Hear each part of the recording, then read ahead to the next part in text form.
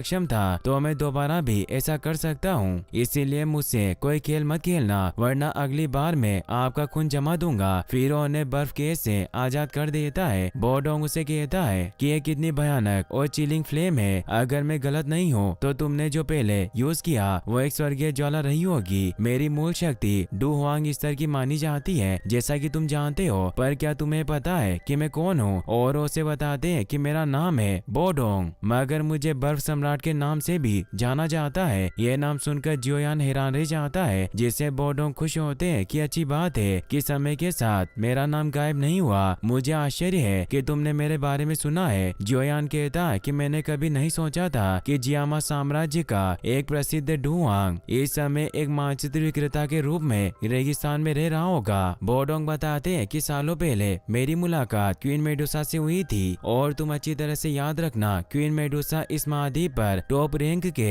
Do Huang में से एक है, और हमारी लड़ाई से इस बात में कोई संदेह नहीं था कि मैं उससे पूरी तरह से हार गया। मेडुसा ने मुझे स्नेक सील से श्रापित कर दिया, जिससे सील मेरी शक्ति को डूलिंग स्तर तक सीमित कर रही है। जियोयान कहता कि आप कृपया मुझे ये मत कहना कि आप चाहते हैं कि मैं आपके लिए वो सील तोड़ दूं। बोडोंग कहते हैं कि मैं यही चाहता हूँ। जियोयान परेशान होता है और ने कहता कि आप मुझसे बहुत ज्यादा उम्मीद कर रहे हैं, मेरे पास इतनी भी स्किल नहीं है। बोडोंग कहते हैं कि नॉर्मली मैं तुम्हें दूसरे नक्शे के टुकड़े के बारे में नहीं बताता, लेकिन तुमने जो फ्लेम लड़ाई के वक्त यूज की, मुझे अपना विचार बदलने पर विवश होना पड़ा। मगर तुम मेरे लिए वो पिल बना सकते हो जिसकी मुझे आवश्यकता है, तो मैं तुम्हें केवल दूसरे मैप का टुकड़ा ही नहीं दूंगा, बल्कि मैं तुम्हारा एहसानमंद रहूंगा। जियोयान उनसे पूछता है कि आपको जो पिल चाहिए वो किस टीयर की है। बोडोंग कहते हैं कि टीयर 6 की। जियोयान इससे हिल जाता है और उन्हें कहता है कि मैं सिर्फ एक छोटा टीयर 2 एल्केमिस्ट हूँ। बोडोंग कहते हैं कि एक डू हुआंग का एहसानमंद होना तुम्हारे एफर्ट की सही कीमत है। मास्टर मन में जियोयान को कहते हैं कि हमें मैप के सभी टुकड़े प्राप्त करने हैं ताकि हम प्यूरिफाइंग लोटस डीमन फ्लेम को पा सके, जो तुम्हारे फ्यूचर की टेक्निक के विकास के लिए बहुत महत्वपूर्ण है। जियोयान कहता है कि आप कह रहे हैं कि हम ये पिल बना सकते हैं। याओ लाओ कहते हैं कि पहले हमें इसकी मदद करनी होगी, और वास्तव में एक डू हुआंग से सहायता प्राप्त करना उस पिल की अच्छी कीमत होगी। जियोयान बोडोंग से कहता है कि मैं आपके लिए वो पिल बनाऊंगा, लेकिन क्या आप पिल बनाने के लिए एल्केमिस्ट के नियम को जानते हैं? बोडोंग कहते हैं क्या मैं जानता हूँ। पिल बनाने के सभी रॉ मटेरियल मुझे उपलब्ध करवाने होंगे। फिर हम देखते हैं कि वो जियोयान को अंदर ले आते हैं और उसे बताते हैं कि मैंने अपने उपचार के लिए अधिकांश जड़ी बूटियों को इकट्ठा कर लिया है, लेकिन अभी भी एक लापता है। उस इंग्रेडिएंट को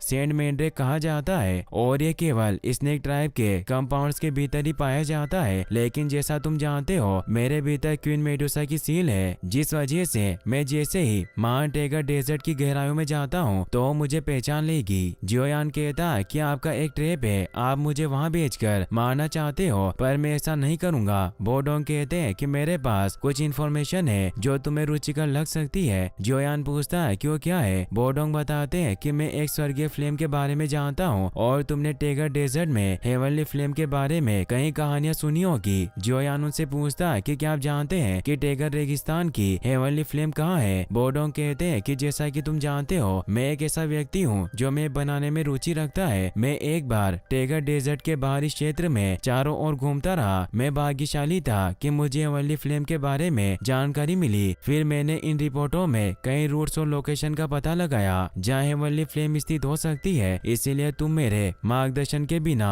कभी उस फ्लेम को खोजने में कामयाब नहीं होगे, और सालों ऐसे ही डेजर्ट में भटकते रहोगे। इसीलिए तुम मुझसे वादा करो कि मुझे सेंट मैंड्रेक प्राप्त करने में मदद करोगे। फिर मैं अपनी फ्लेम की सारी जानकारी जो मैंने वर्षों से कलेक्ट की है, मैं उन्हें तुम्हें सौंप दूंगा। जियोयान उनके साथ डील कर लेता है, और इसी के साथ ये एपिसोड यहीं पर खत्म हो जाता है। गाइस, अगर आप इसका नेक्स्ट पार्ट भी जल्दी देखना चाहते हैं तो इस वीडियो को लाइक करने के साथ साथ चैनल को सब्सक्राइब जरूर कर लें, और आपको हमारे वीडियो कैसे लग रहे हैं हमें कमेंट बॉक्स में बताना ना भूलें। Thanks for watching.